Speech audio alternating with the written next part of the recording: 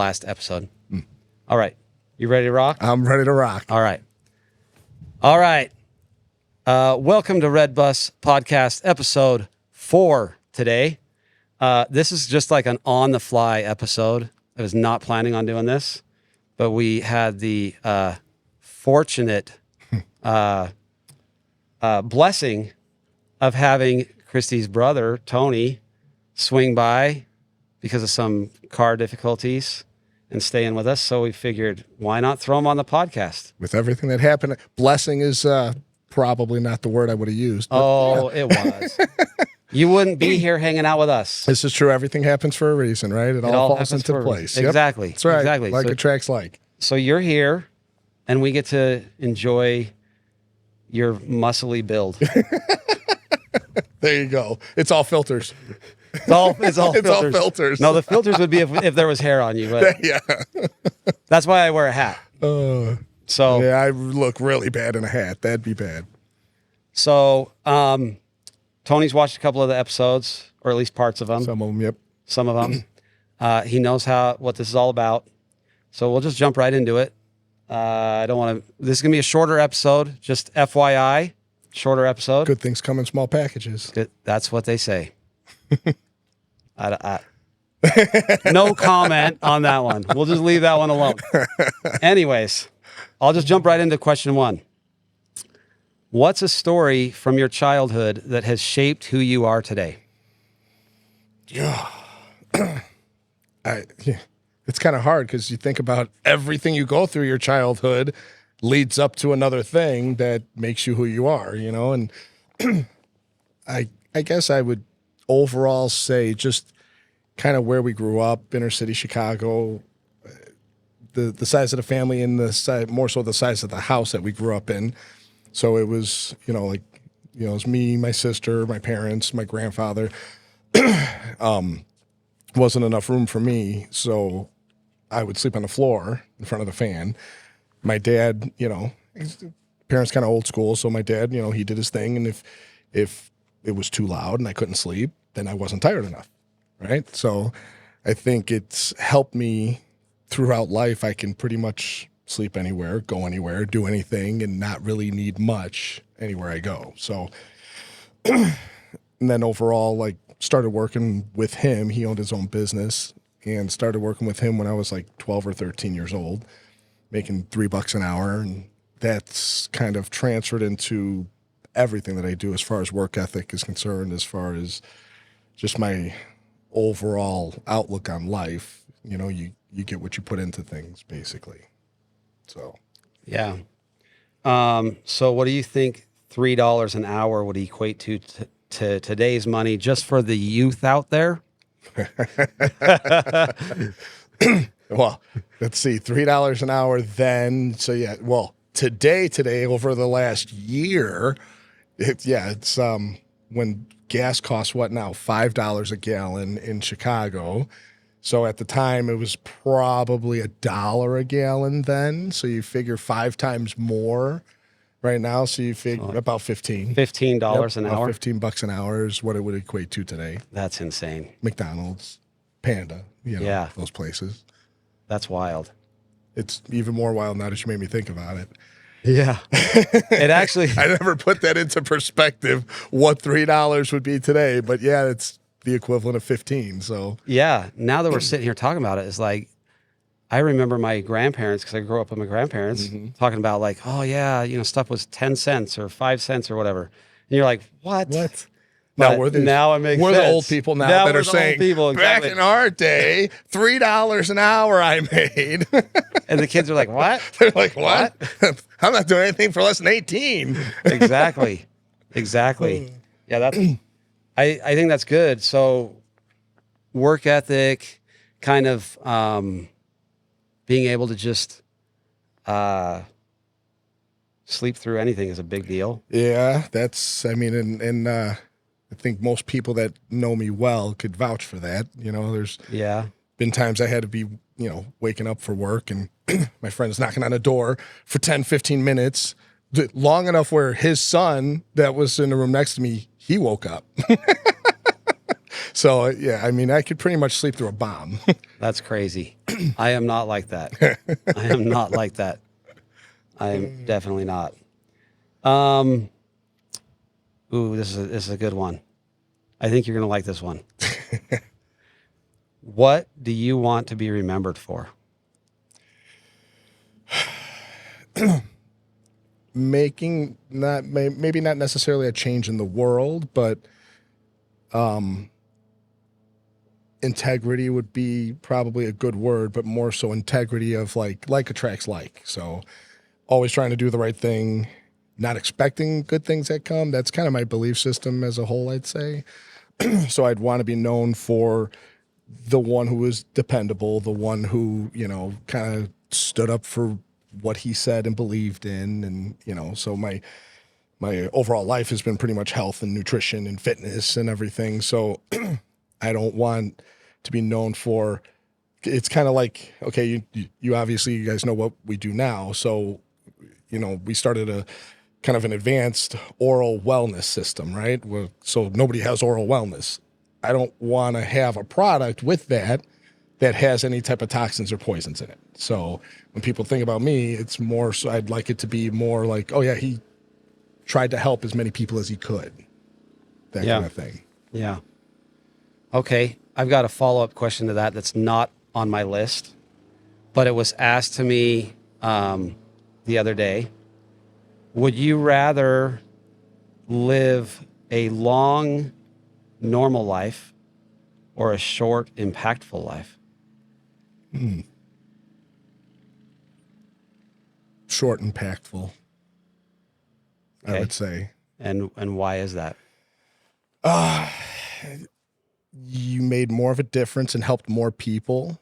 And, hopefully they pass it forward, I would say. And then overall, just the thought of life, probably if it wasn't for my kids, I probably, because of the fact I could sleep anywhere, go anywhere, do anything, and I'm okay with whatever. If I have money, awesome. If I don't have money, that's okay too, as long as I'm surviving and living. And so making a difference for other people and them passing it forward is probably the most important thing. So if I was able to do that and make an impact on somebody else's life, and especially over the years, realizing the small little things that you do and the impact that it can make, even if it's at the grocery store, you smile at somebody, Right. You talk to all these different individuals, and now even more so, you're talking to different individuals, getting their perspective on life.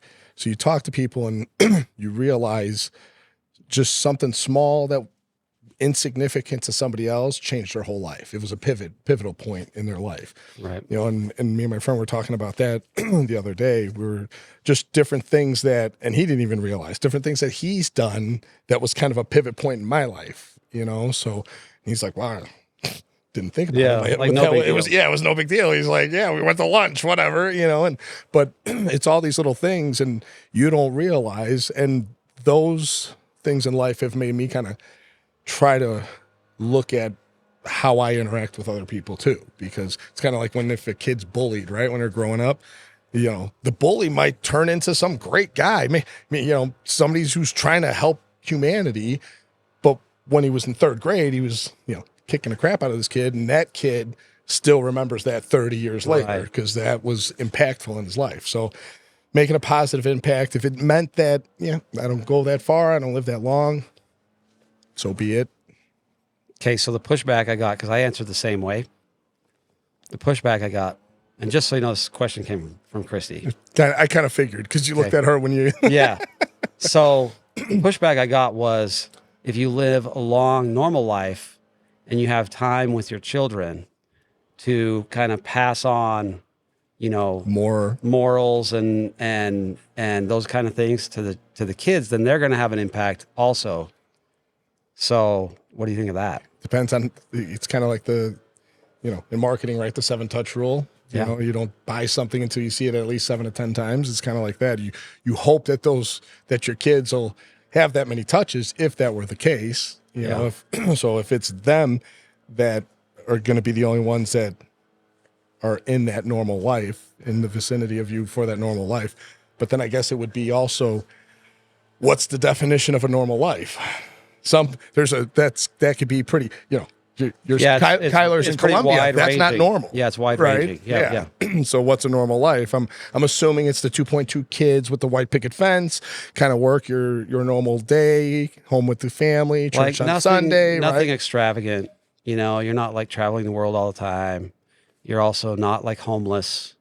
You know what I mean? So like I think just kind of like a normal family like life. an average what people would consider average Right. life. Right? I don't think there's really actually an average life. I think all life has kind of got its Ups and downs, adventures, pitfalls, right? exactly. Different, especially, it's the whole reason you're doing this is the different perspectives and Right. what got certain people to where they are in their life now. So, and everybody impacts people to an extent, unless you're buried in your basement. Or like, leave, you're like right? a hobbit or something. Right.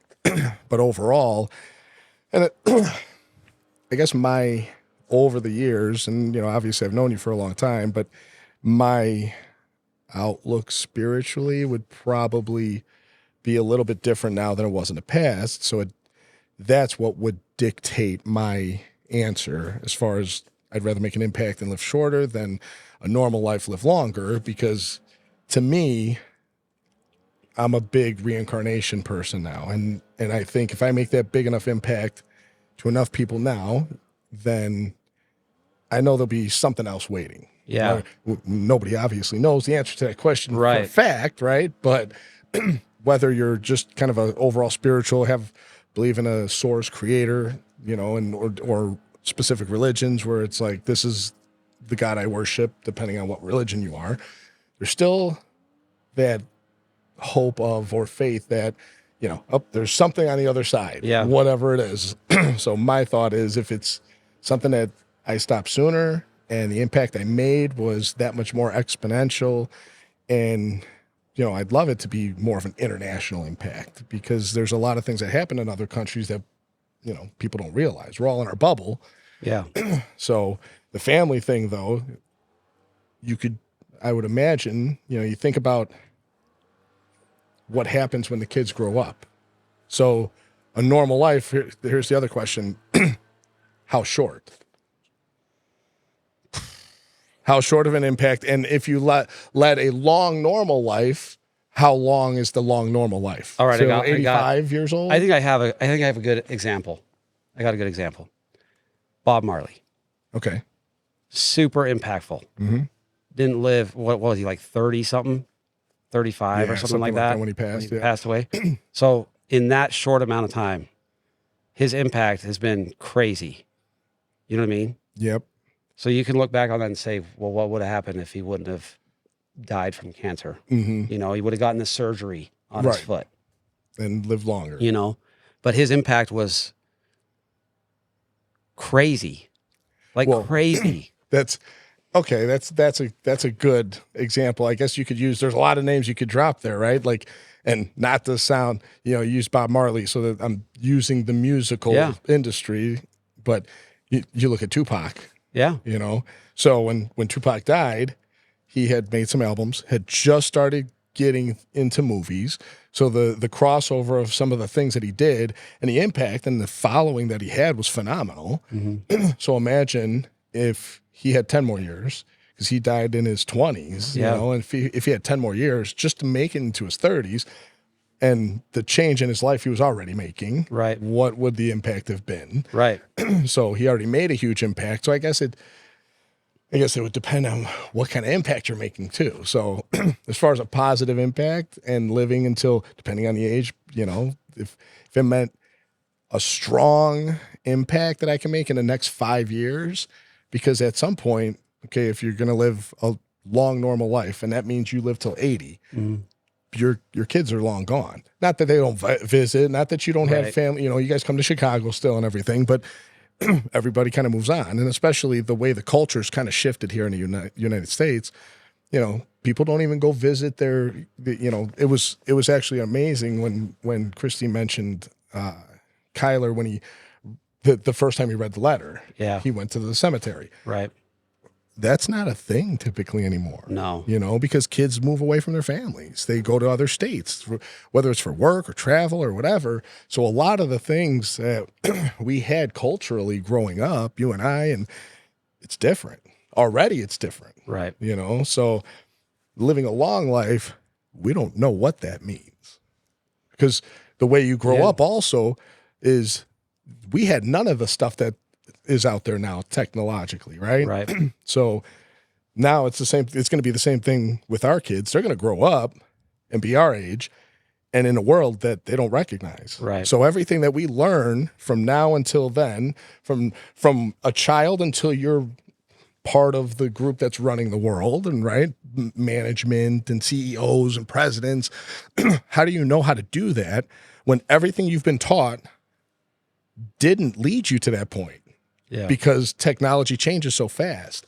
So that's what, to me, is kind of a scary part of the future, is the unknown, because it's gone. The idea of what we learned to prepare us, it gets us to the point we're at. Whatever we went through gets us to where we're at now. Naturally, how you were raised, where you were raised, the epigenetics and everything gets you to this point.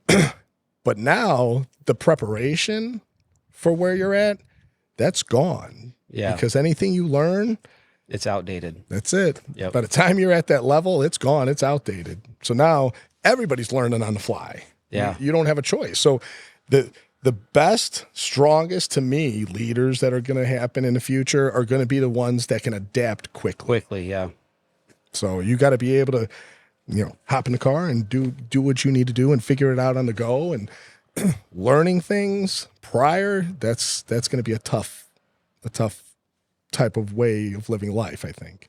I'd never actually thought that deep about it, but you do raise valid points. Mm-hmm. Definitely. Yeah, technology is crazy. I mean, who knows where it's going to be in, 20 years.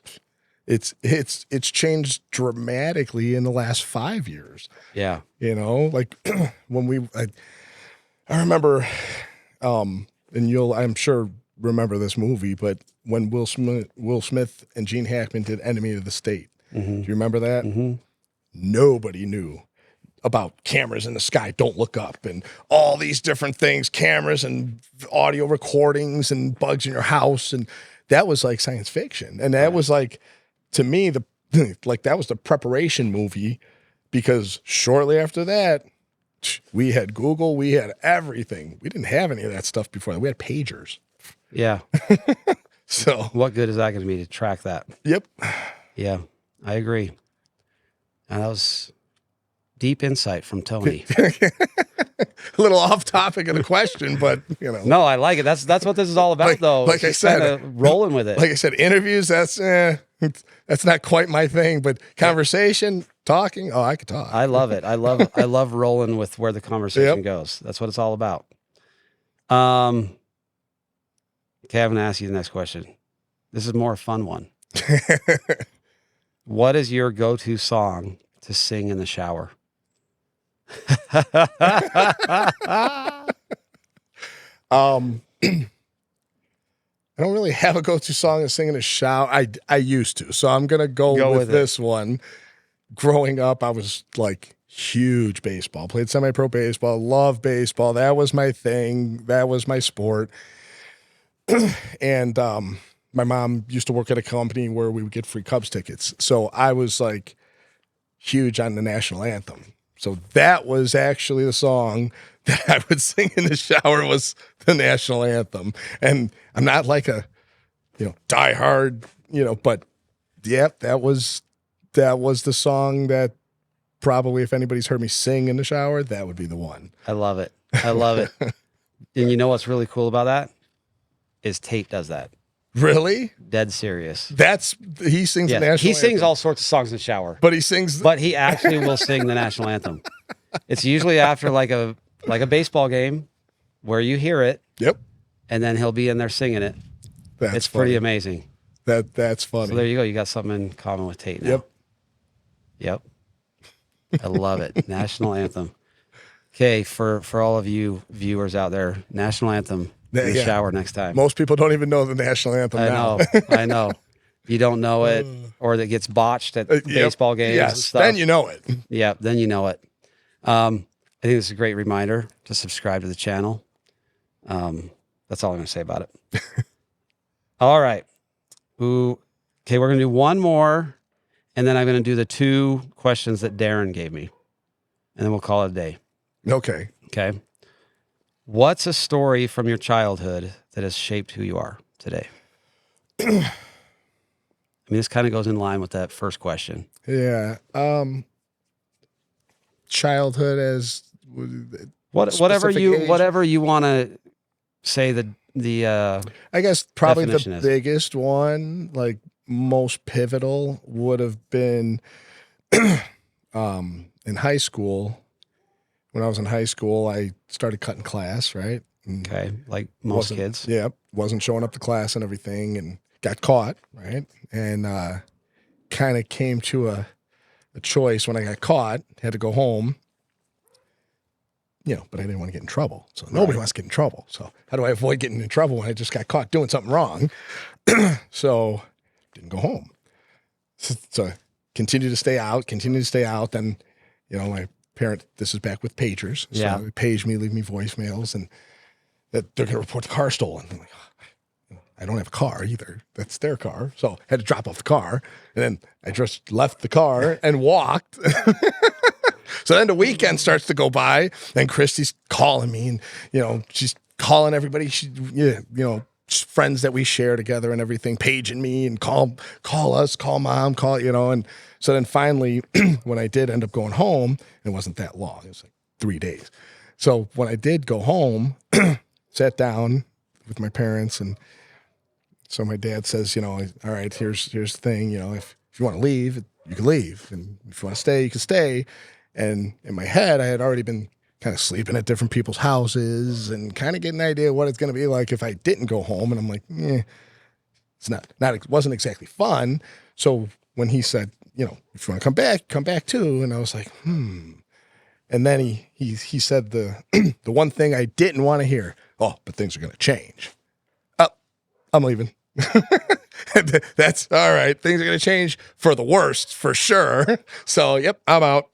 And that's pretty much what I said. That made my decision. Got my stuff and left, and did live from house to house, and backseat of the car, and for a while, stuff like that. So that again, just like growing up, being able to sleep through anything, being able to. It was kind of the same premise, not knowing where you were going to sleep day to day, night to night, not knowing where you were going to go, not knowing what was going to happen, and. So then true consequences to your actions. So I would say that definitely helped shape who I was, what happened, the decisions that I made at that point in time on that path and road for sure are still like, part of the outcome that I'm still dealing with now. Right. So that was probably the biggest pivotal point, I would say, in my life of decisions that I made. Because had I just stayed, there probably would have been a very long list of things that changed, that were different. My kids, everything, And then if you continue to go down that timeline and that path, then would I still be here? I don't know. Who knows, right? So Yeah. I would say that was probably the most pivotal point. I like to ask those questions because I think everybody has kind of those forks in the road in their life. Mm-hmm. And I think it's kind of natural to look back on those and think to yourself, well, if I had chose differently, where would I be now? You know what I mean? Yep. And I think sometimes you look at that and you say, I lucked out by going the route I went.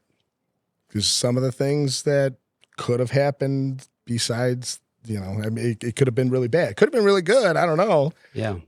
But based off of how I live my life now and the things that kind of keep pushing me forward, I don't think would have been there. Yeah. So I don't know how I would have reacted. You gained a lot of experience through that situation. Yep, for sure. Yeah. A lot of growth. Mm-hmm. Growth comes through that kind of adversity. Experience. Yep. Okay. I'm going to add something new today. We're going to do something fun. Tony's really excited about it. He overheard me talking about it, but he doesn't know what's coming his way. We're going to do a speed round. Okay. For those of you that are not familiar, speed round is I ask a question, you answer as quickly as possible without thinking about it. And then we might revisit why you answered specific ones. Okay. Okay. I've got 13 questions for speed round. 13 questions? Dude, this is speed round. You're looking at your watch like it's going to take another half an hour. I'm like, wow, we're like halfway through. It's called a speed round. It's not called slow round, buddy. All right. All right. You ready to rock? All right, let's do it. All right. Favorite color? Blue. Favorite type of movie? Thriller. First musician to come to mind? Michael Jackson. Chocolate or candy?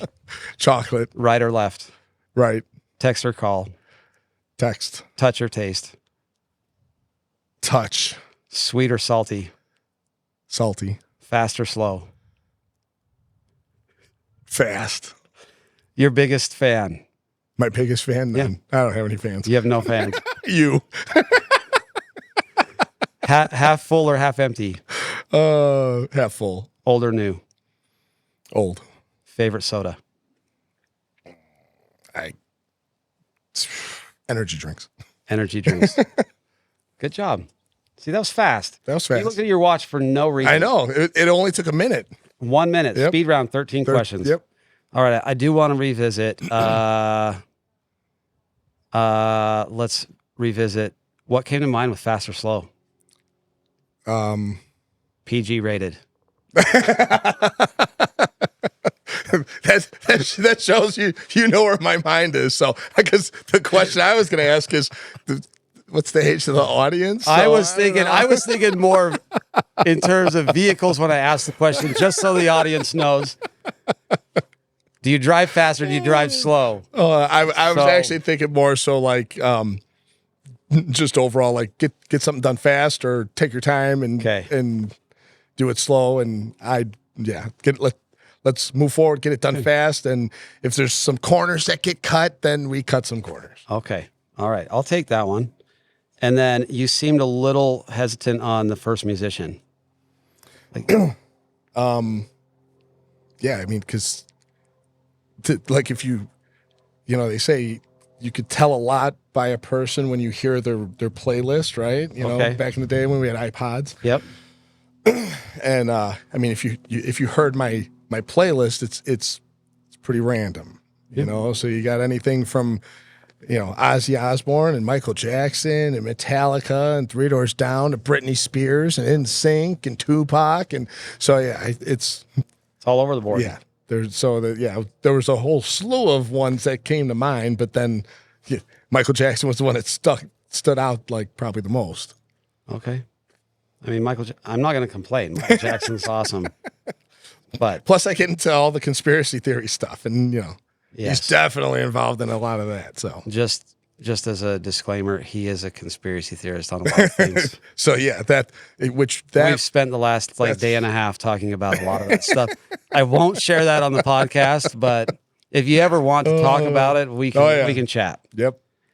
That could be hours and hours. Yes, hours and hours. But it's not what I want on this podcast. Yeah. So we're going to stay away from that. Yep, I stay Just away. know that I do get into that sometimes. Yep. All right. Last two questions. These came from Darin the last time episode. What book has influenced your life and why? I'm trying to remember the name. It was the Robert Kiyosaki book. Is that his first Rich Dad, Poor Dad? Rich Dad, Poor Dad. Yeah, that was probably the the one that changed my life the most. Before that, I worked normal jobs, 9 to 5, that kind of thing. After reading that book, kind of changed my whole perspective on just on the grind. Yep, exactly. Yeah, and having more control over your life and what you do, and controlling your own schedule, even if it is that you're working long hours. Kind of goes to, is it really work if you love what you do, that kind of thing. So that would probably be, there's a whole lot of books, but that was probably the first one that like really made an impact right away. Okay. Yeah, I don't read a lot. I don't read a lot of books, but I did read that one. Mm-hmm. I found a lot of stuff in there interesting, insightful, and like you said, I think if people read that book, you kind of get an idea of what life could be Mm-hmm. if you're not tied down to, the 9 to 5 job Yep. and Exactly. working for somebody else. Yep. Exactly. So I guess both of us here would say be an entrepreneur if you feel so inclined, For sure. because that's where true joy is. Because if you're doing something that you love, then And it fits work the is fun, impact. right? Yep. Work's fun. It fits the impact, like Yep. you're making more of an impact. Right. You get to choose who you're talking to. You get to choose what you do, for the most part, at least. For Right? the most part. I mean, there are some aspects to it that are difficult. Lots. You got to keep yourself in check. Yeah, Because it's lots. really easy to slack off sometimes, right? Lots of things. Yeah, but that's one of them. Okay, I like that. That was a good share. And then the second question. Now, this one's going to be a fun one because I always do one kind of more serious, one fun. That's what I want from them. If the person sitting next to you, AKA me, was a Disney character, which one would they be and why? So, what? And do not say Ariel, because I am not Ariel. What was Timon? I'm the candle. No, Oh wait, Timon- Timon is the. But he's not the warthog. He's the no, other he's guy. the other guy. What's the other guy? What is that guy? Pumbaa. No, but what's the? I don't know what Timon? kind of animal he is, but So why would I be him? I don't know. You're friendly with everybody and not outspoken in a bad way, but sarcastic, and And I like to sing. I don't think you like to sing. We'll take that part out of the Disney stuff, but Okay. kind of a positive outlook, right? Hey, I'll take it. I'll take it. I mean, he's a good guy. Let's pull everybody forward. We can do it. Let's go. Come on. I like it. Yeah. That's better than saying like Scar or something. No, So I'll take that. that'd be evil. Yeah. I hope I wouldn't be here if I thought that. Yeah, I like it. Okay. I don't really know what I would say for you if I had to answer that question. Well, I didn't ask, so I know. I'm glad I don't have to answer that question, to be honest. I wouldn't have asked. I don't want to know. I have to say that's the one nice thing that I really enjoy about the podcast. You get is to that control I'm the tempo of asking the everything. questions. Exactly. Yep. In episode 1, I don't know if you watched episode 1 with Amy. She Little threw a bit. question back at me, and it took me by surprise. And I was like, I answered it pretty well, but it really did kind of shake me for a second. Because you're the one supposed to be asking the Because questions. I'm supposed to be asking the questions. So note to future episode guests, do not throw questions my way. I ask the questions. That's my job, Yeah. okay? It's my podcast. I have the mic. That's it. I'm in control. That's right. All right. Exactly. All right. Well, that was awesome. Like I said, we're keeping this one short today. It's going to be the shortest episode I've done, It's best. but one of the best. Yeah. We'll say we got a little bit of this from over there. Yeah. It was okay. It was okay. The weather was all right. It rained a little bit. Yep. Little drizzle. I don't know if you're going to hear lawn mowing by my neighbor. Again, we're in the driveway. I still haven't started the bus, but this was kind of a quick thing. Yep. I was in So, town. You were It in town. happened, We just thought like, let's just throw this together. which was a good idea. It was a good idea. So thanks for being on the podcast. Yep. Thanks for having me. I think what you're doing, it's different. And, so many people have podcasts for all these different things. Again, the rabbit holes for conspiracy theories and nutrition and health and fitness. And, you got something for everything. And there's not a lot of let's just talk to people, get an idea of how they got to where they are, get the perspectives of so many different random people. Yeah. Yeah. And I guess that brings me to another point. So far, I've only interviewed people that I know, at least to some extent. I've got 3 people on the docket that I don't know. So There we go. here we're going to be rolling into some That'll new be good. territory for me, which will be fun. Yep. But I appreciate you being on. Last minute notice. I appreciate the vehicle having issues, so you could stop by and hang out with us. Yep. So thank you for allowing that to happen.